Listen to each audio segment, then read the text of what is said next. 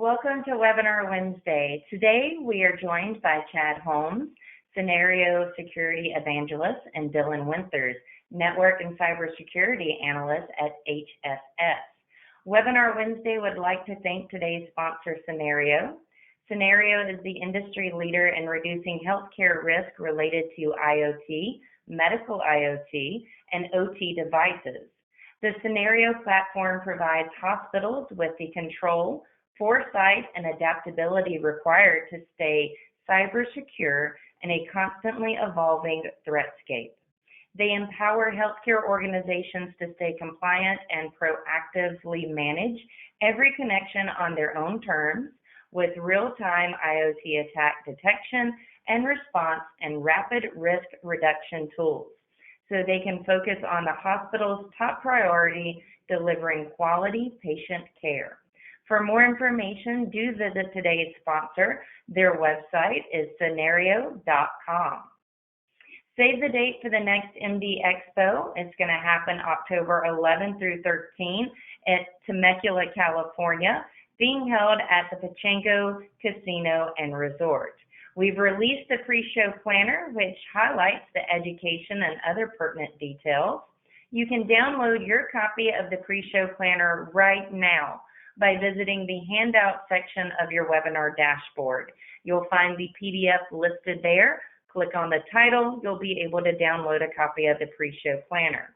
I do want to remind you that registration is open for the MD Expo. You can register online. Our website is mdexposhow.com. Healthcare and hospital employees can attend for free, as well as active military and students. You only need to use a VIP code. You can reach out to us today to ask about this VIP code. Just a reminder to the attendees, today's webinar is eligible for 1 CE credit from the ACI. You can obtain that CE certificate by completing the post-webinar survey. The survey will be emailed to you 1 hour after the completion of today's webinar. You must complete the survey to get the certificate, and you'll be able to download your certificate from your computer or desktop. If you have any questions or challenges, please reach out to us at webinar@mdpublishing.com. Just a heads up that we're going to wrap up today's presentation with a live Q&A. As you listen to Chad and Dylan, if you have a question that you'd like to ask, be sure to use the question feature on your webinar dashboard. We'll reserve questions till the end. As I mentioned earlier, Chad Holmes and Dylan Winters are our presenters today. They will discuss the unique challenges of securing healthcare, new approaches that are improving the security posture of small hospitals, and steps you can take to start making progress. Chad, you may begin whenever you're ready. Great, thank you for that great introduction, and hello everyone. First of all, I hope to see you all at MD Expo. It's a great event. We love to go to MD Expo and hear from people that are on the front lines like this audience about what their experience. So really hope to see you all there. Today's webinar, we're going to discuss how small hospitals can improve their cybersecurity protections despite the notoriously tight budgets and challenging hiring conditions they face. Of course, if you work for a larger hospital, we encourage you to stay tuned as well, because a lot of what we've learned and what we'll present can be applied to your environments with a few minor tweaks, and we're happy to talk to you about those tweaks one-on-one. And of course, I'd like to thank Dylan and the HSS team for the great insight he's about to share with all of us. A little bit about us before we start and our presenters. So HSS and Cynerio are companies partner to support hospitals of all sizes in their cybersecurity efforts. So while we're focusing on small and medium-sized hospitals today, we do scale to all sizes. And those services range from device discovery to full risk remediation, and our teams are able to provide cutting-edge support without adding headcount to your team. Dylan is the lead cybersecurity analyst for HSS, where he not only helps secure healthcare environments, but also uses his experience to educate the broader industry, which we're going to be doing today. He routinely presents on topics including security gap responsibilities, medical device security, and emerging best practices that can be used to address gaps that ransomware attackers and other attackers increasingly focus on. And my name is Chad Holmes. I'm Cynerio Security's evangelist with a focus on educating the healthcare community on securing their IoT devices and environments. A little bit about our individual companies. Cynerio was founded in 2018, and we have a pretty simply stated goal. We want to secure every IoT, OT, and medical device in healthcare environments. And while that's really easy to say, it's incredibly difficult to do, which is why we exist. We spent the first couple of years of our company building out the core technology, and in 2020 started to get a lot of recognition for what we had built, both from Gartner and Forrester. That has evolved over time. We've started to get class reviews from our customers as well, which are anonymous reviews about our performance. And we are now at over a 95 rating. I've got to update that image. We are now at, I think, 95.2. So many thanks to everyone that gives us those reviews. And of course, hoping more people on this call will become customers and give us great reviews as well. And Dylan, I'll toss it over to you to introduce HSS. Thank you, Chad. Yes, so HSS has been an industry leader and a provider of medical device maintenance for many years. So we've been 50 years now into medical device management, learning exactly how to operate these devices.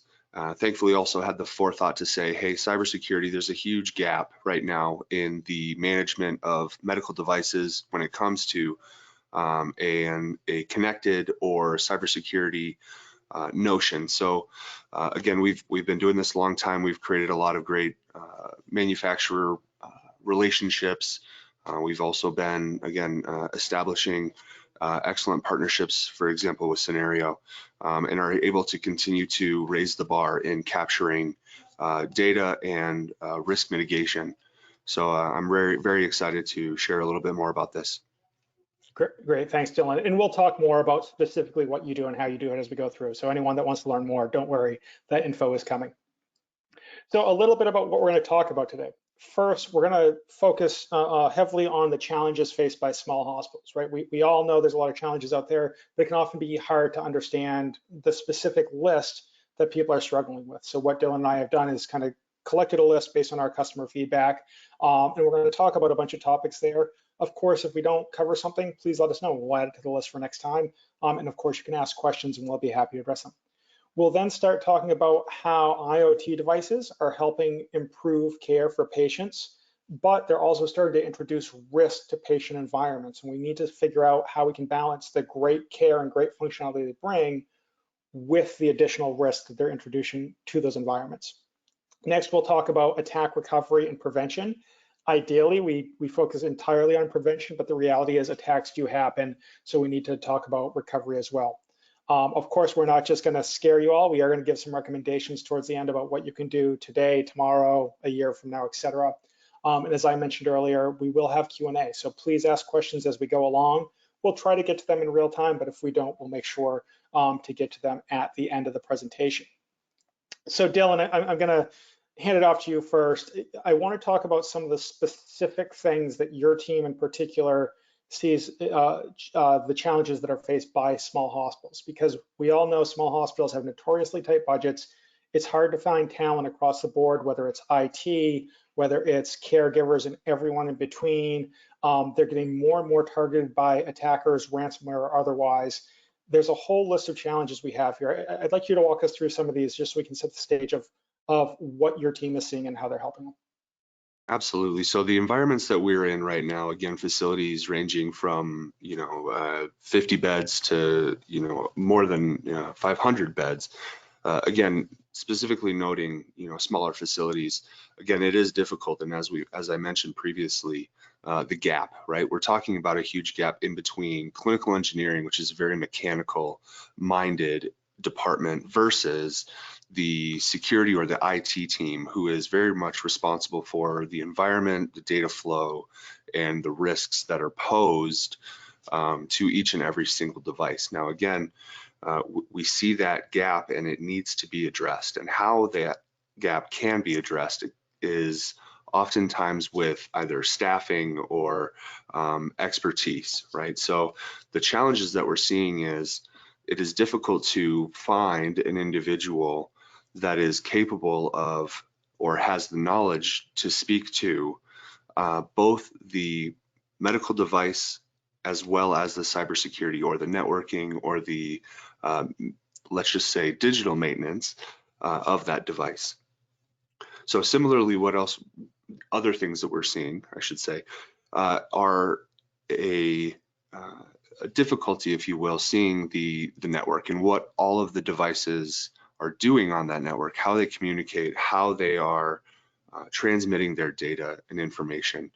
So I would offer that, especially in small facilities, it is critical to be aware of what it is that your devices are doing.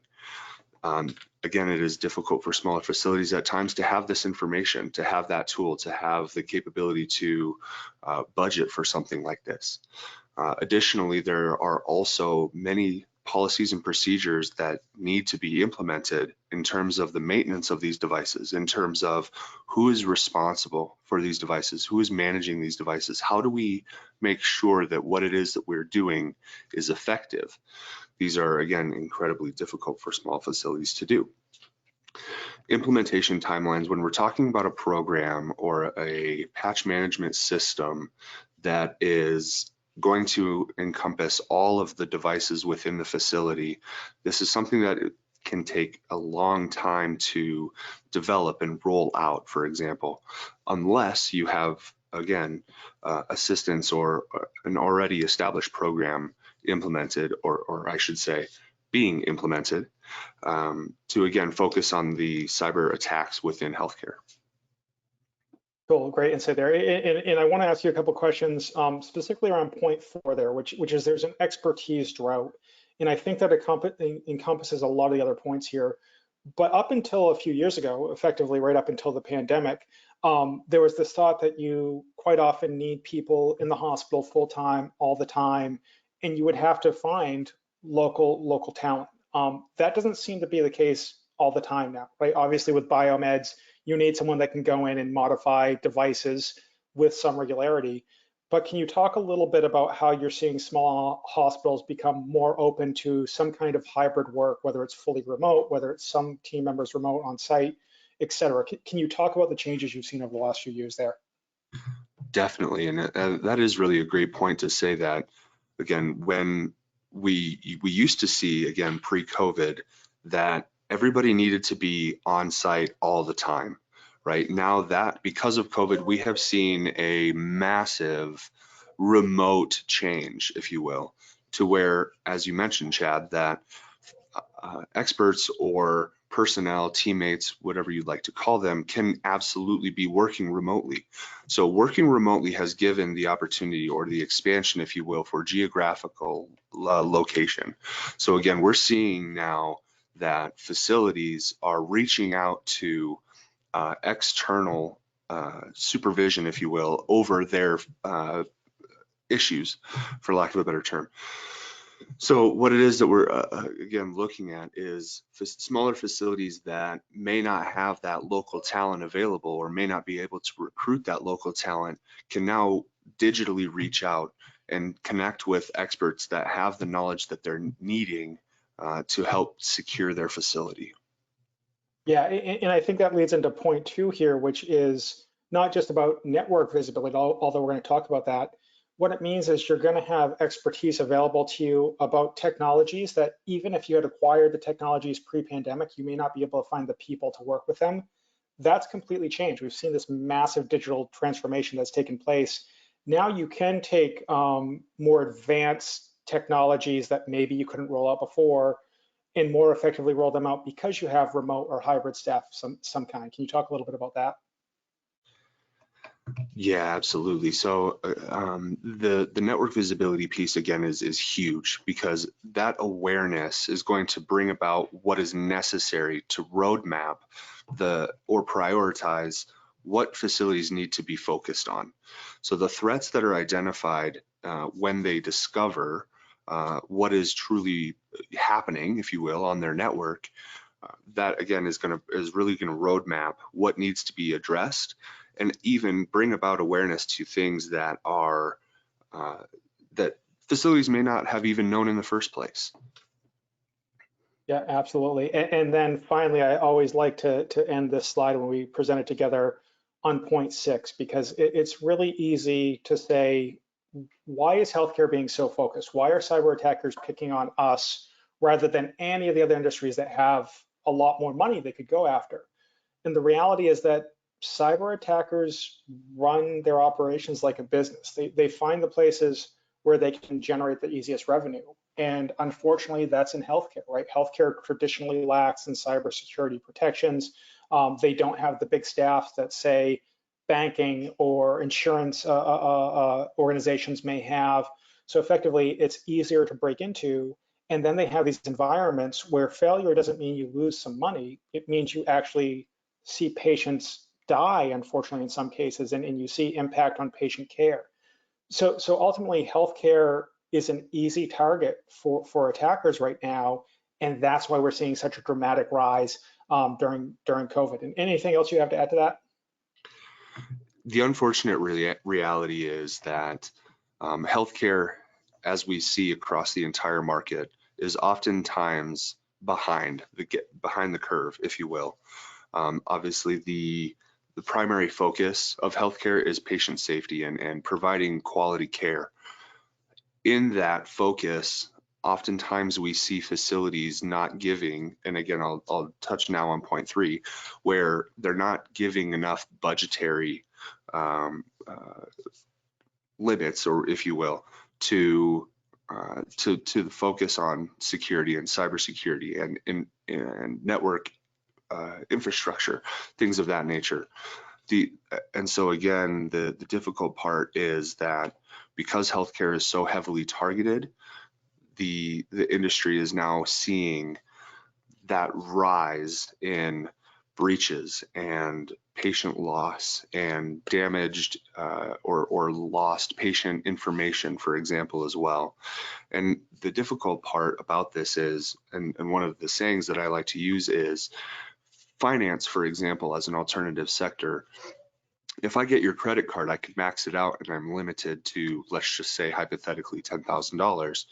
Where in healthcare, if I get a hold of your information, I have the information about you as a person, and I can use that repetitively throughout time. And again, that's the unfortunate reality that we're facing right now. Yeah, my healthcare information doesn't change, including name, address, all that stuff. My credit card number can be canceled relatively easily, and that's why we see the rise in attacks. For the audience out there, just do know that Dylan and I have spoken pretty deep on each of these topics. So if you want to explore any more of these, let us know. We'll be happy to pass along some recordings. Also, if you have any other topics you think should be added to this, please let us know so we can share those with the broader industry as well. So with this baseline set, let me move on to the next slide here and talk about how healthcare environments are starting to improve care with IoT devices. Because to understand some of the challenges that are presented, we need to understand what these devices are and what they're doing. And some of the first real advanced technologies we started to see in the IoT realm were about 20 years ago. We saw these, frankly, magical Da Vinci surgical systems. And at the time, you would see commercials where the Da Vinci machines would be peeling a grape, and they were so precise that they could do surgery better than the surgeons that were using them. And those have grown rapidly over the last 20 years. There's now 6,500 plus Da Vinci robots in place. There are 55,000 surgeons trained to use them, and they've just passed the 10 million surgery mark. So these are a marvel of modern medicine. They have improved care across the board, right? They've led the way in how we're adopting technology to improve all of our lives. We should all be incredibly thankful for that. And they've also opened the door for a lot more technology. When something that incredibly complex can make patient care better, a lot more somewhat simpler or significantly simpler devices are going to follow in the footsteps. And one great example there are things like hospital robots. Aethon, for example, has robots like the Aethon Tug. There are thousands of these devices deployed. They can carry payloads of 500 pounds. They travel about 20 miles a day. So when you see hospital robots going around and delivering linens and collecting trash and moving around medications, things like that, it's because they are improving the hospital operations and the care that's able, right? They're replacing 2 or 3 people a day that you may not be able to find otherwise. And it's not just about robots in healthcare environments either, right? There are IoT devices across the board, from infusion pumps to MRI machines and everything in between. that we've seen just rapid adoption. The rule of thumb is there's about 15 devices for every hospital bed in the US, which means if you have a 200-bed hospital, you probably have 3,000 connected devices in there that you need to identify, track, update, secure, et cetera, et cetera. And unfortunately, about half of those devices contain some kind of critical risk. It doesn't mean that it's necessarily going to be exploited tomorrow. There might be a low likelihood of exploitation, but we do know 1 out of every 2 presents a significant risk to patients. And Dylan, anything you want to add to this about the growth of these IoT devices, whether it's for the good or the bad? Yeah, definitely. And I think that, it's very general for us now to be aware, right? Everything nowadays is network connected, right? Beds and refrigerators and your air conditioning, even your doorbell, right, is now network connected. So again, much like the growth of what I'm going to say is the common market, medical devices are the exact same way. Everything is communicating, everything is network connected.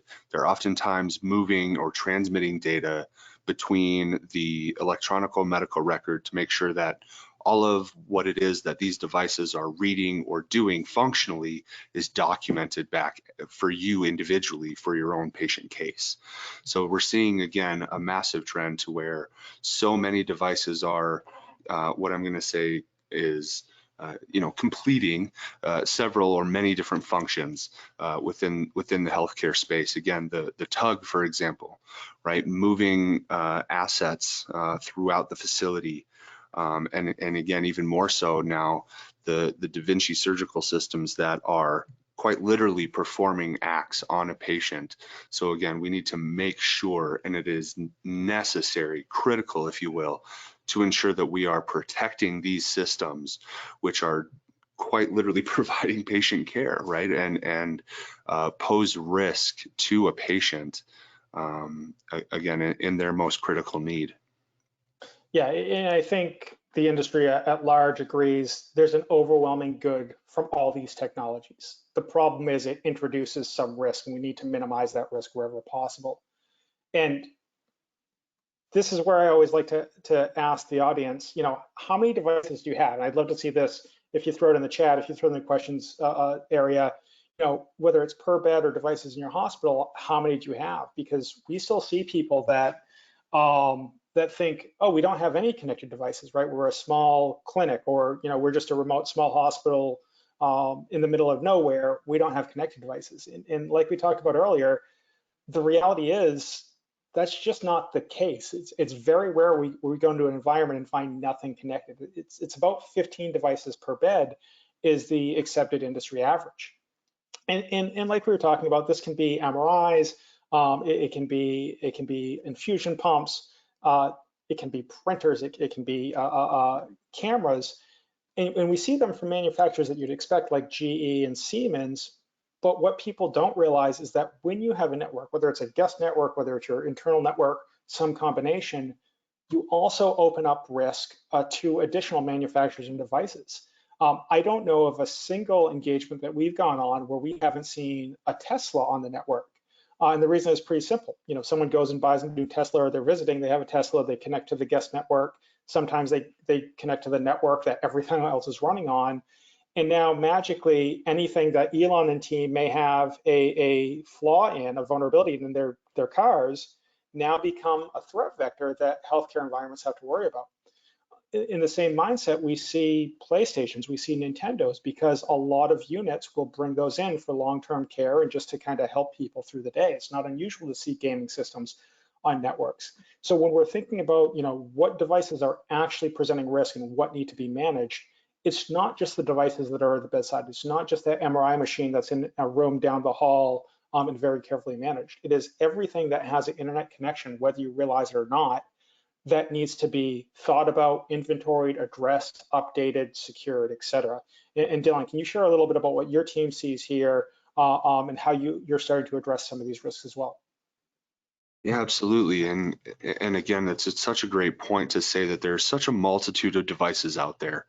So many oftentimes are or go unnoticed because of just simple unawareness. And I think that more than anything, that being aware gives you, again, the information that you need to help secure your environment. And we're talking about devices, as Chad mentioned, right, that we don't necessarily think of as being hospital related. We have absolutely seen gaming consoles, and the facility had not provided gaming consoles. So what we're talking about, excuse me, I'm sorry. You're good. Sorry, the doorbell rang. Anyway, we've absolutely seen gaming consoles that the facility has not even provided. So when we went to go ask and discover, it turns out one of the late night teammates, late night care providers, decided to bring in their own handheld console. And again, that just poses an additional risk. But however, I think that because that is human nature to continue to bring devices to wherever they go, right? Phones, iPads, tablets, so forth and so on. We have Bluetooth devices, we have et cetera, devices that come in and out of the door at all times.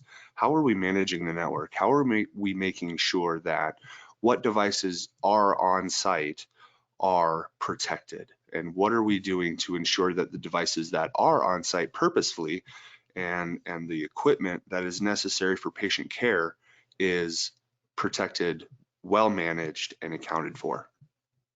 Yeah, and that's where we're seeing kind of the maturation of technology to help drive that inventory. It used to be that you'd walk around with clipboard and paper and do a manual inventory of what's there and write it all down. And of course, that's stale by the next day as you bring in new equipment or retire equipment or what have you, or just don't identify the infusion pumps that nurses hide in the ceiling or in a closet so they're there when they need them, which is an incredibly common occurrence. That's matured to a point where technology can now sit on the network and do what was then year-long inventories, right? This is 2 or 3 years ago. People would go sit on the network, do a long inventory and say, hey, at this very moment, this is what you have. And it took a long time and it became stale very quickly, but it was more accurate. And now what we're seeing, and this is one of the ways that our teams work together, and of course, we'll talk more about that later, what we're seeing is we can do an ongoing inventory project that also feeds into security. So on day one, you get a pretty good idea of what your inventory is, as well as the immediate security steps you have to take to address active attacks that maybe another system will have missed. So it's really cool to watch this technology play out and grow in real time because we are seeing it have a direct impact on healthcare environments in terms of securing them and protecting patients, which is always really, really nice to see. And so when we're talking through all these devices, we do have to balance that risk and reward. And to be clear, there is overwhelming good that these devices provide. The care that they provide is more timely, it's more accurate, it's more cost effective. In some cases, it allows for remote care. Quite often when I give a kind of intro session to this type of topic, I'll show two rooms, one modern day hospital room and one from 1960 or so. And across the board, everyone says, yes, we'd much rather have that modern room. We also see that these devices help hospitals operate better. Staffing shortages are not going to be solved overnight. We have to train and invest in staffing people. That takes time. So we need to find out ways to address those staffing shortages. We need to optimize spend because the less we spend on devices, the more we can spend on patient care. The more efficient we are on our security practices, the more we can spend on patient care. And that's exactly what we want to do. Spend every possible dollar on patient care and minimize everything within reason, whenever better, and ultimately do everything within the realm of care. But we also know that there are numerous vulnerabilities out there. This list on the right is just from the last year or so of vulnerabilities that you may or may not have heard of that have a significant impact on healthcare environments, whether it be amnesia or nucleus or Jekyllbot or Ripple 20. These range from the infusion pumps that we continue to pick on to the hospital robots to MRIs and everything in between. So ultimately, we want to acknowledge there is significant good that these devices bring, but if we can better secure them in a more effective way, we can make those even better. And Dylan, I'll let you comment on this as well. Well, you spoke so nicely there, Chad, around, again, new technology, and technology is meant to enhance whatever it is that particular device or technology functions as. However, with new technology comes new risk, right? This is just a plain fact of You know, a new device means new risk, means new threats. So how it is that we manage those threats and how do we identify those threats and who is going to do something about it is what is very difficult, we have seen, for smaller facilities, right? Again, even just something as simple as ownership. Who is responsible for this? How do we manage this? How do we create a policy or a procedure that can be tracked and logged and documented to show success, to show effort, to show you know, minimalized risk or mitigated risk? These again are all issues that small facilities face inevitably because of the new technology that, yes, absolutely improves patient care and provides additional clinical treatments to the patients that need it. However, there will always be an increased risk that comes with that new technology. Yeah, and I think it's also important to almost go back to slide number 2, where we were discussing all the topics, and acknowledge again that digital transformation has actually helped solve some of these problems. One thing that's introduced is the rise of MSPs or MSSPs, so managed service providers or managed security service providers, where that expertise is all bundled together and can be rolled in a variety of ways. So if you're like my hometown of Skowhegan, Maine, where I grew up, where there's very, very few IT skills to pull from, it's an incredibly small community, you don't necessarily have to wait for the right expertise to move to town and help lift you up. You can have people come in and do the work that you may not be able to do otherwise and help secure the environment. And that's, Dylan, exactly where your team focuses so well across the United States on securing those small environments. So to really drive this point home, I mentioned it earlier a little bit that, you know, hospital robots like Aethon Tug exist everywhere and they provide a greater good. But it's also important to look at the other side of the coin, which is these robots, if not properly secured, can introduce a lot of risk. And this is something that our research team was able to identify. We were working with a customer and saw that the Tug robots were actually communicating in a really unusual way. And the short version of this is ultimately our team was able to escalate our privileges, take over these robots, and identify many ways we could take physical control of these robots. And of course, we have a lot more detail. I won't go into too much detail today, but think of the case where a healthcare system has 30 or 40 of these deployed in one location. Someone's able to take control of them and kind of send 30 of them marching at 2 miles an hour in one direction. Or more likely, someone's able to identify a way to actually open the doors that have medications they shouldn't have access to, opioids, for example, replace those with a placebo and use the opioids for their own use. Things like this exist, right? And luckily our team found this. We worked with CISA and we worked with the manufacturer to get them patched. All have been patched since the release. So kudos to CISA for putting a process in place and Aethon for being responsive enough to go out, update the devices and work with us to secure them. But it's a great example of what can happen, even if there's just one tiny little flaw that can lead to a big exploit. So we're not saying here that Aethon Tug is the one big thing you have to worry about. It's more that this is an example of the thousands of devices that are out there and the types of risks they may present. So as you go through and as you're looking through your hospital inventory, think about what functionality those devices have and in the wrong hands, what those could lead to, because it can be a rather scary circumstance. So we've talked a little bit about, or we've talked a lot about all the scary stuff, right? We've talked about what you have to be concerned of, all the problems you face that you probably know to some degree. Let's talk a little bit about cyber attack recovery and prevention now. And Dylan, I'm going to hand it over to you to talk a little bit about Spotlight and what your team does to help.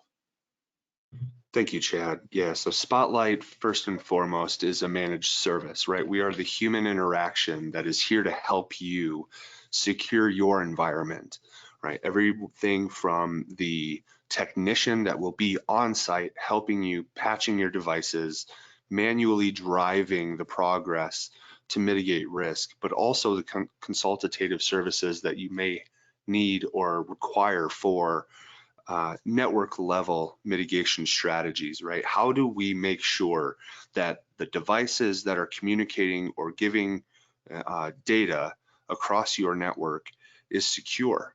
in so many different ways, right? And Chad just mentioned, it is very common, I think, especially within the industry, to be focused on, well, attackers just want my credit card number. Not necessarily, right? We're looking at patient information as the most valuable asset. So how do we continue to protect that? So again, Spotlight provides the trusted partners of the facility that are going to be constantly communicating with you and your team, with clinicians, with any stakeholder involved, all the way down to, for example, the nurses and the healthcare providers, to ensure that not only they're aware of best practices, but also how we are securing and mitigating risk all the way down to the asset level, right? So again, the individual that is there to help you, to guide you, to provide the expertise to your facility to ensure, again, that we're minimizing that risk. Yeah, and to really point out what you talk about the credit card records versus healthcare records, to really point out why healthcare is so valuable beyond the data that it holds. If you look at what healthcare records go for in the black market, it's somewhere in the $250 to $500 range per record. Credit cards you can get for about $10 per record. And of course, you buy them in bulk, and there's a lot more complexity around that.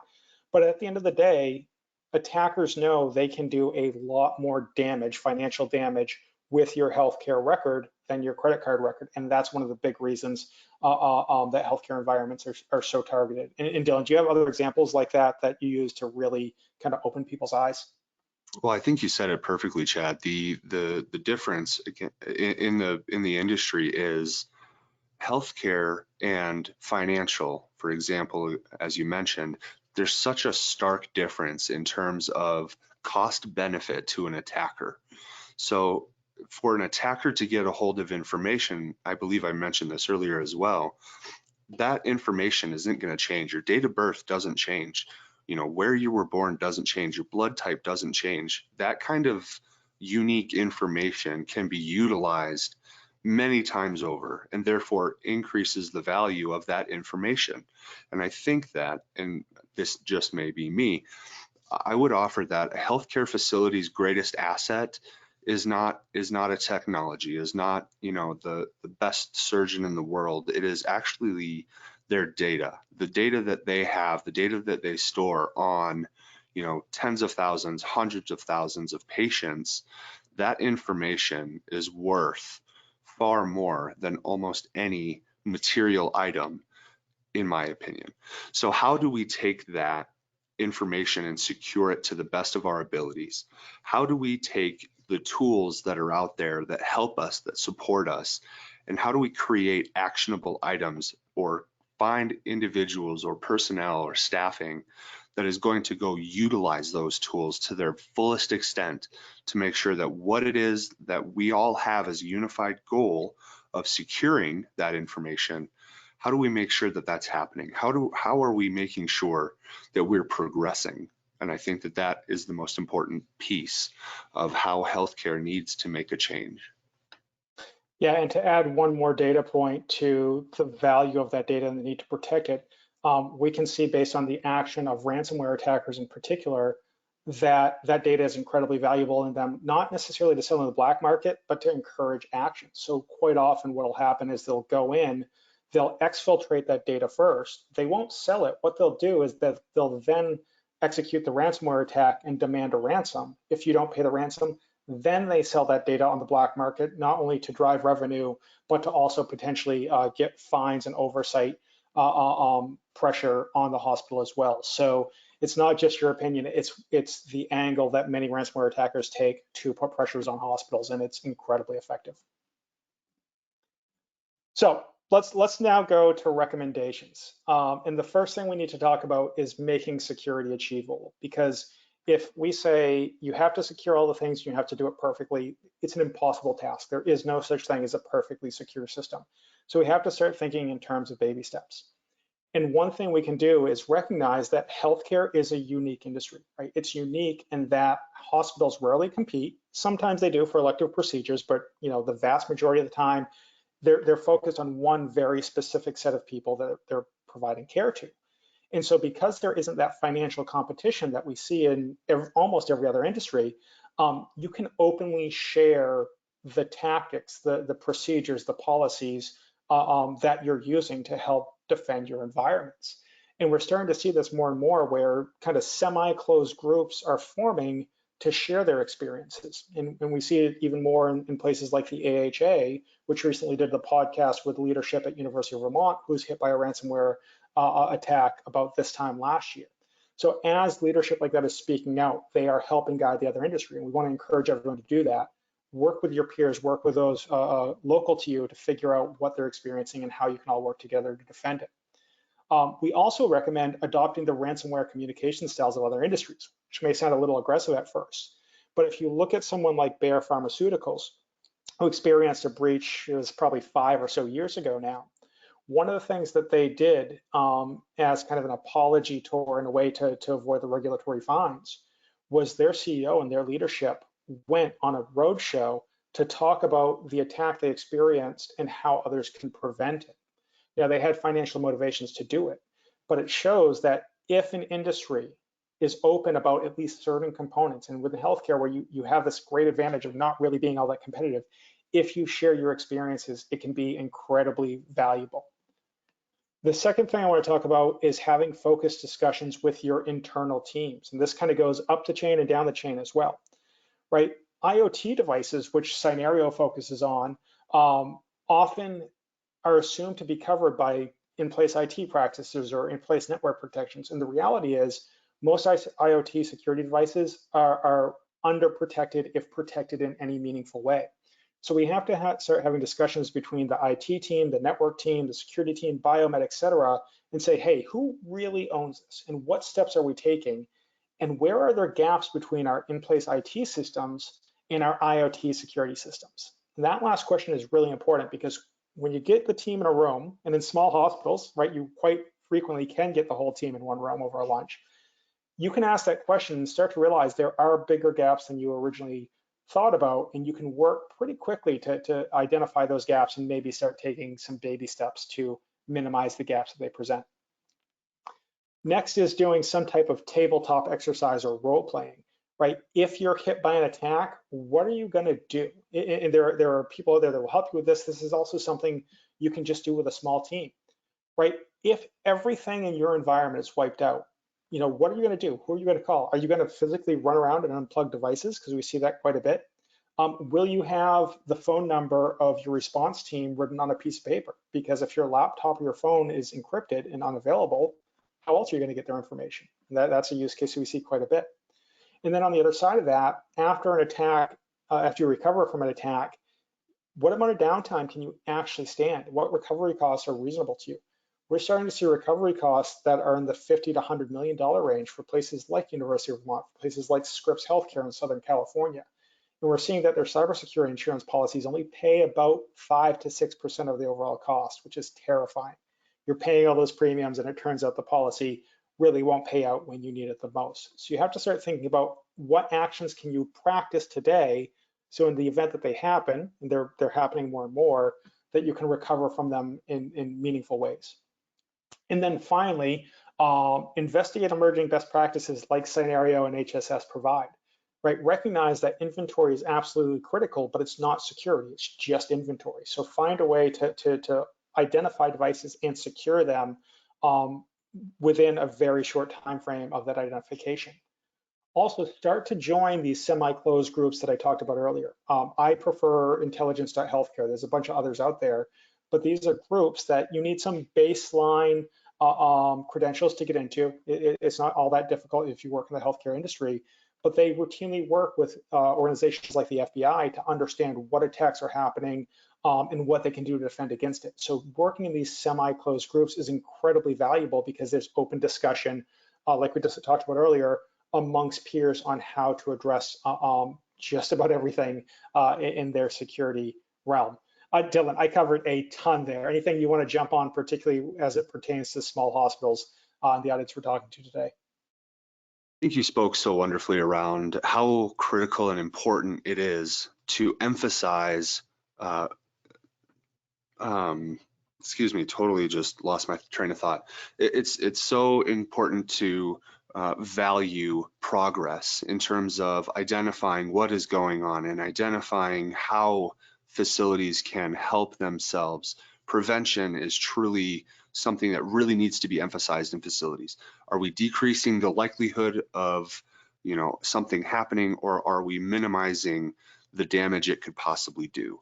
And again, those few things, and again, to reemphasize, prevention is something so critical in healthcare to ensure that we are minimizing the risk of something so bad happening. And again, Chad, you mentioned when some bad things happen, what do you do? What is the plan? How do you operate thereafter? Right? These are critical considerations that need to be had amongst every single facility. Right, almost think of it like ER docs. ER docs have been in that whatever situation they're in dozens and dozens of times over decades up to that point. IT team members rarely go through a role-playing exercise of, oh no, we're under attack, what do we do now? It's kind of a critical component, particularly when you see the recent rise in ransomware attacks. So it's one that we encourage all of our customers to take. Next up, let's talk about some of the additional deliveries that Spotlight provides. So you talked about the overall what Spotlight is. Can you dive a little bit deeper into the additional services there? So as I mentioned, first and foremost, the idea is prevention, right? We are working toward progress of minimizing risk. And what that means and how we do it is something that really sets us apart and gives us our edge that helps small facilities especially. So first and foremost, and I will likely overemphasize this several times, is our strategic and methodical process. How it is that we do what it is that we do is incredibly calculated, and that is absolutely intentional, because the devices that we work on and the services that we provide directly relate to patient care. So again, impacting patient care is something we avoid massively. However, the services that we all offer are on the devices that are performing patient care in some way, shape, or form. We've talked several times about the non-traditional devices, whether it's pumps or MRI machines, what have you. All of those items perform a very specific function and provide risk. So how do we mitigate that risk? How do we continue to provide the progress that facilities need? And so the service that we offer, again, is actively monitoring the environment, actively researching and connecting with our manufacturers to make sure that we have all of the information that can benefit every single facility that we have. Our prioritized plan of action is going to show constant improvement, and we're going to be able to provide data that the facilities can see that they are actively progressing. We're making sure that all of our inventory is accounted for, all of our inventory is accurate, up to date, dynamic, and changing as it may be. We, again, need to make sure that what it is that we have in terms of identifying risk is actively managed in some way, shape, or form. So whether that be, configuring alerts on specific tools, identifying reaction plans, establishing incident response playbooks for the compromised medical device, all of these consultative services are included within this program. So again, I would offer, it is so important to not only have the tools that can help protect your system, but also having the individuals or the intelligence or the expertise, the individuals to go and do something with that information. And I will say to the audience here, Dylan just did about a 35-minute presentation in 2 minutes just for the sake of time. So if you do want to learn more about Spotlight and the additional deliverables that they have, reach out. We'll follow up with you anyway, but let us know and we'll be happy to go much, much deeper into these details because they are incredibly important. On the Cynerio side, we also create the technology that teams like HSS use to identify those devices and protect those IoT devices that we've spoken so much about. and we rolled them out to kind of fit the mentality of healthcare environments. So the first thing we have is attack detection and response, or ADR, and think of this as triage or emergency response. Effectively, there are a lot of attacks on healthcare environments that IT systems miss, and attackers typically don't pull the trigger on those attacks for months or quarters. On average, they sit about 9 months before they fully execute. ADR is quick to deploy. It identifies those active attacks and it handles them before they can fully execute. It's also fully staffed. So rather than sending teams thousands and thousands of potential alerts every day, we have a team review those, we weed through those and make sure that we only alert you when there is something active that you have to act on. And of course, we give you clear guidance on what to address. More long-term, we also have our risk reduction technology, and think of this as care and recovery, where not only do we stop those active attacks with ADR, but we start to identify all the devices in your environment. IoT devices are actually really easy to find because they're so chatty. They put so much traffic on the wire that we can identify them really easily. So we identify those devices, identify potential risks with them, and identify ways to handle those risks. Additionally, and more importantly, we do a full network mapping. So we're able to understand how all these devices are connecting to each other and where we should kind of cut down those connections through technologies like micro-segmentation. So the value there is if one device gets compromised, it can't talk to everything else in the environment. It's contained to the 2 or 3 devices it talks to. And it also cuts down the attack vector. So ultimately, we roll out technology and then HSS comes in and does the much bigger effort on top of that. And of course, we do have small hospital packaging. What we find is that small hospitals have neither the time nor the appetite to do a bunch of negotiation around pricing. So what we have is incredibly competitive pricing for our Cynerio technology. We call it Cynerio now. It's intended to deploy quickly. We can deploy just the systems themselves and get ADR and RRR up and running immediately. Or if you say, hey, we're just strapped for resources, we don't even have humans that can help.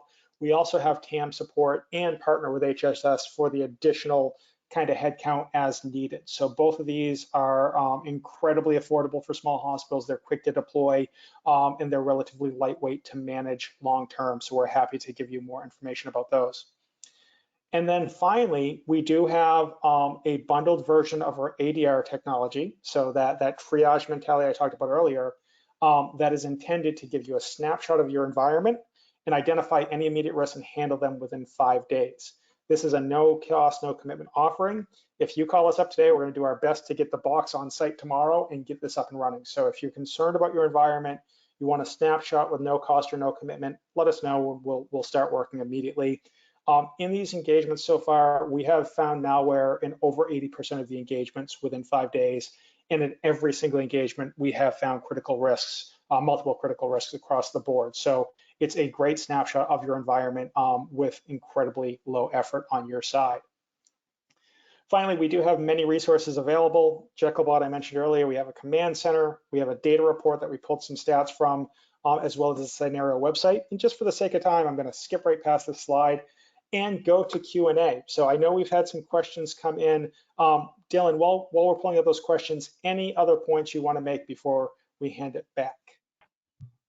I know that there's been a lot of information covered today. And again, Chad, I'd like to emphasize, reach out, please connect with us. And we talked a lot about collaboration at some point.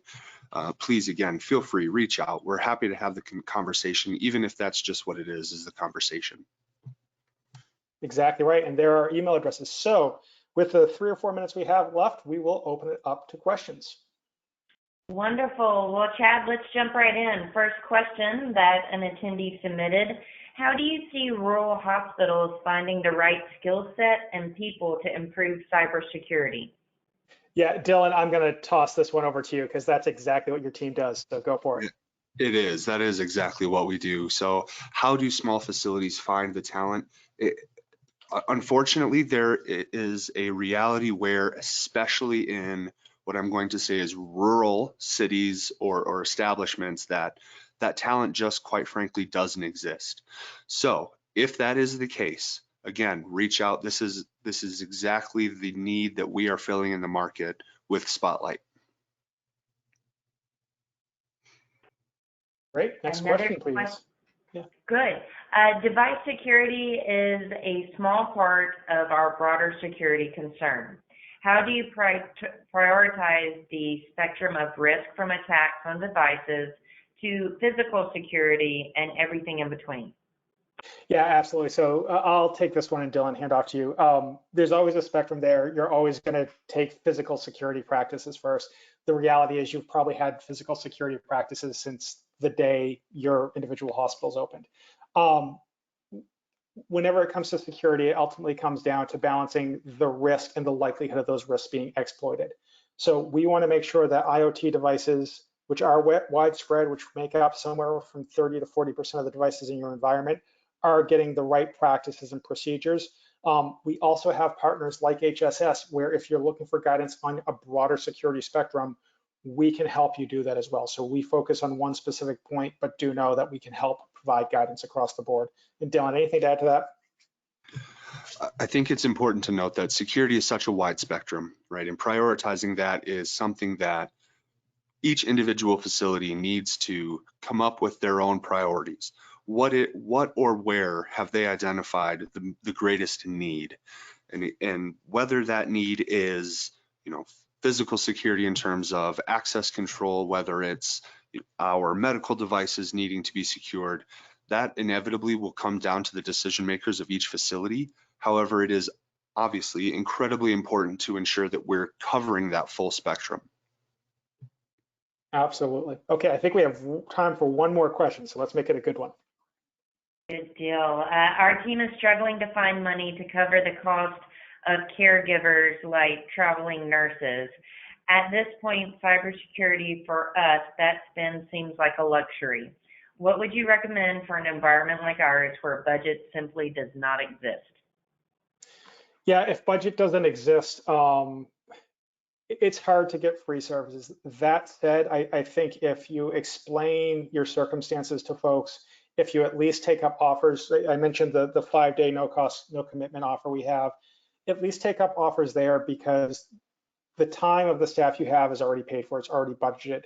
So look for ways that vendors might get a little bit more creative and at least helping you with snapshots or in the moment views while you work to find budget longer term that you can work with them on. And I think what you'll find is vendors are very eager to help the healthcare environments given the recent rise in attacks, and there might be some creative discussions you can have.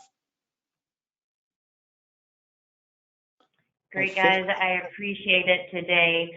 We are right at the 60-minute mark, so thank you again, Chad and Dylan, for a great presentation. Lots of information was shared. TechNation community, I want to encourage you, go visit today's sponsor. You can find out more about Cynerio. Their URL is on your website, and of course, learn a little bit more about HSS by visiting their URL as well. Quick reminder, you can obtain your CE certificate by completing the post-webinar survey. That survey is going to arrive via email within 1 hour of right now. You must take the survey to get the certificate. The certificate will be able to download and print from your computer. If you have any questions or challenges, reach out to us at webinar@mdpublishing.com. We're back next week with another great webinar. I'll encourage you to go to webinarwednesday.live to see our upcoming presentations. You can go ahead and register for them today. Make it a great week. We'll see you back next Wednesday. Thank you, everyone. Have a great day. Thank you.